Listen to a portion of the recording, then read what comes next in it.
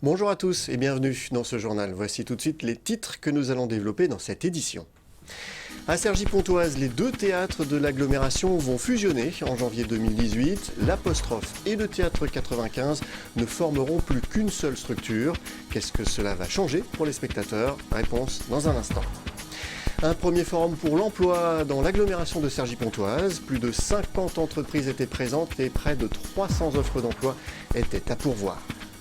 Octobre rose, c'est ce mois-ci. Le mois de la lutte contre le cancer du sein permet à de nombreuses femmes de se faire dépister. Le conseil départemental a décidé de soutenir les dépistages à hauteur de 400 000 €. Plus de précisions dans ce journal.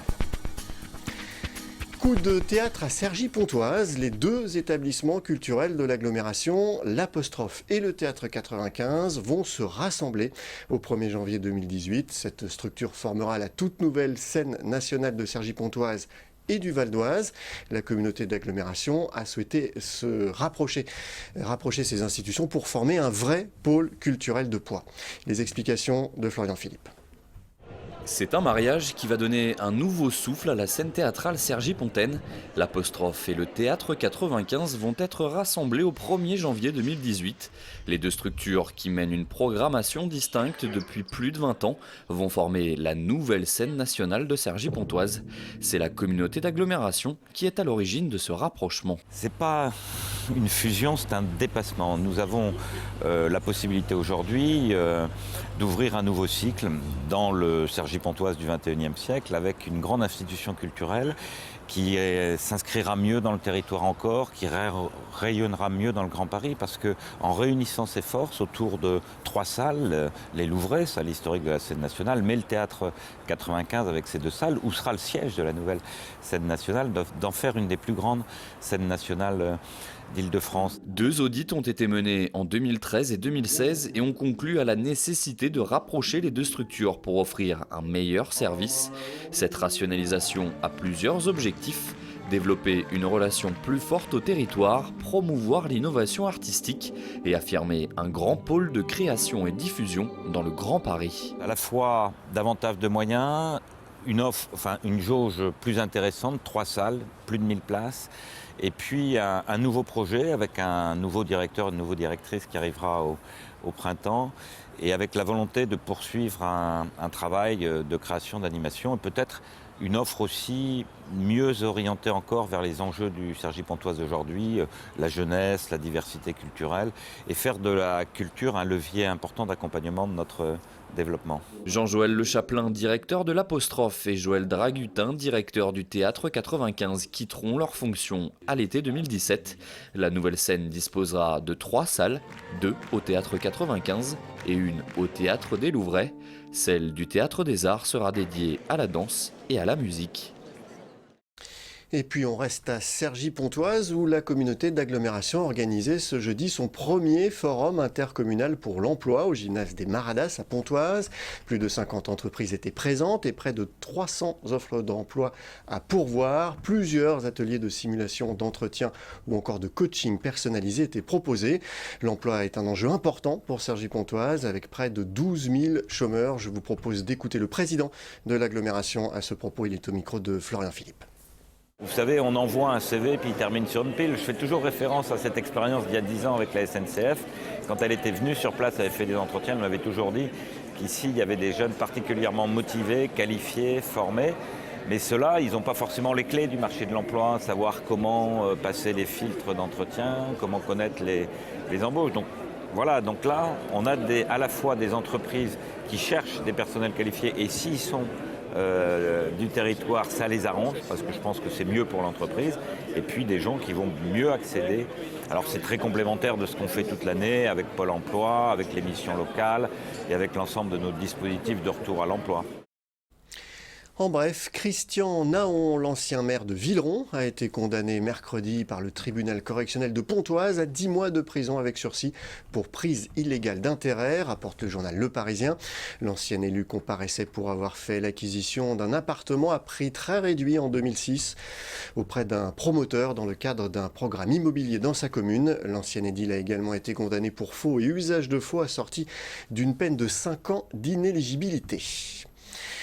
En bref, toujours à Chennevières-les-Louvres, l'ancienne maire Laurence Duboc est décédée. Âgée de 89 ans, cette ancienne institutrice a été maire de la commune de 1998 à 2014. Laurence Duboc a également été vice-présidente de la communauté de communes Porte de France. Ses obsèques ont eu lieu ce jeudi à Chennevières-les-Louvres. Le département du Val d'Oise continue de soutenir les campagnes de dépistage du cancer du sein. Les élus du conseil départemental ont voté une enveloppe de près de 400 000 € à l'association PSVO qui coordonne les campagnes de dépistage sur le territoire, réparties en subventions ou en contributions en nature. Une grande campagne de sensibilisation est ainsi menée actuellement car seule une femme sur deux se fait dépister dans le département. Je vous propose d'écouter à ce sujet Philippe Métézo, c'est le vice-président du conseil départemental délégué à l'action sociale au micro de Florian Philippe. Nous ne touchons qu'à peu près 50% des patientes, même un petit peu en dessous. Et ce qui est inquiétant, c'est que ce chiffre non seulement ne progresse pas, mais a même tendance à légèrement régresser. Donc je crois que c'est un peu un cri d'alarme qu'il faut lancer. Et il y a donc une grande quantité de femmes qui ne se fait pas dépister. Donc nous insistons, ce dépistage est gratuit. Il est de qualité puisqu'il y a 2 lectures, donc ça évite forcément les quelques erreurs ou les non-détections qui pourraient se faire et nous détectons un certain nombre de cancers. L'année dernière, c'est un peu plus de 130 cancers qui ont été détectés par ce moyen-là, donc vous voyez que ça n'est pas anodin. Ce journal est terminé, je vous en rappelle le principal titre. À Cergy-Pontoise, les 2 théâtres de l'agglomération vont fusionner en janvier 2018. L'Apostrophe et le Théâtre 95 ne formeront plus qu'une seule structure. La communauté d'agglomération a souhaité rapprocher ces institutions pour former un vrai pôle culturel de poids. Merci d'avoir suivi ce journal. N'oubliez pas que l'info continue sur vonews.fr. À très bientôt.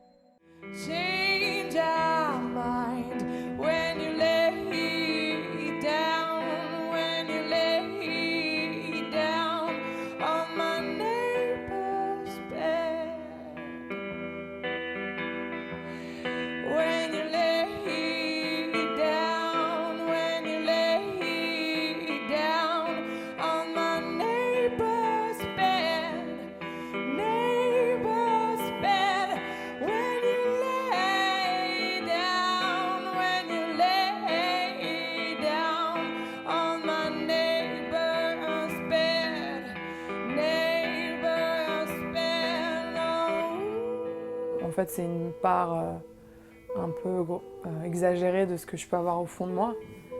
Mais j'avais pas envie d'en parler. J'aime bien m'exprimer dans des termes plus fantastiques, irréels.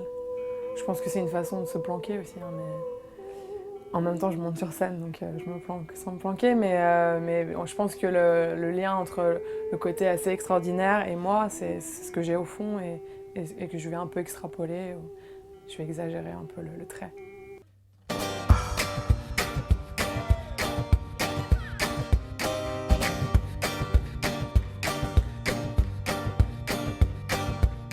Le ventre à vide, je mange, j'engloutis mes colères, la tête pleine à l'envie.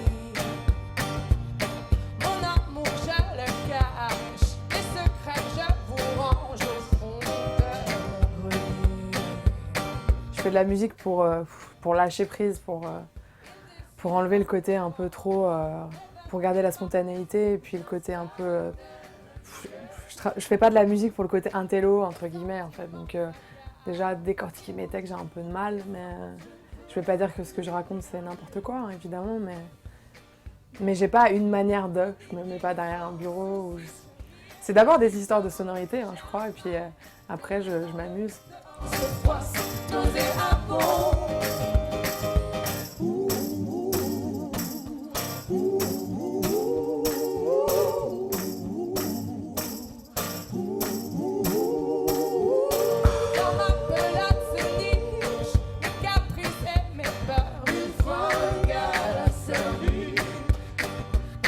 Le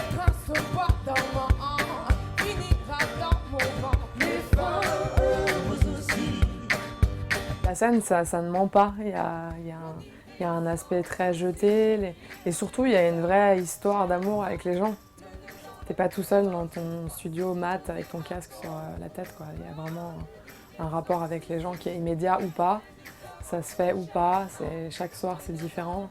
Ça nourrit énormément. Moi, je crois que c'est pour ça que je fais ce métier. Hein, c'est pour monter sur scène. Je crois que ça me rassure.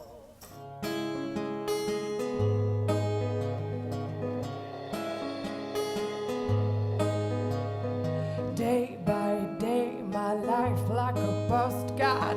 Pretty when you see it, but cold and dry. You live in my heart. You live in my heart. Crawling slowly, thrill when the wind cries. Giving and forgiving, I'm one of a kind. You live in my heart. You live in my heart. I keep hearing silence over and over. To put in a nutshell, I'm not really sober. I've probably blown my chance for the show. Pour l'instant, sur cette première partie de tournée, ça a été très riche, très positif. C'est vraiment de la découverte pure et dure. Les gens ne connaissent pas, donc c'est bon de vivre tout ça aussi. C'est des premières fois et ça n'a pas de prix, ça, quand même. C'est riche. Keep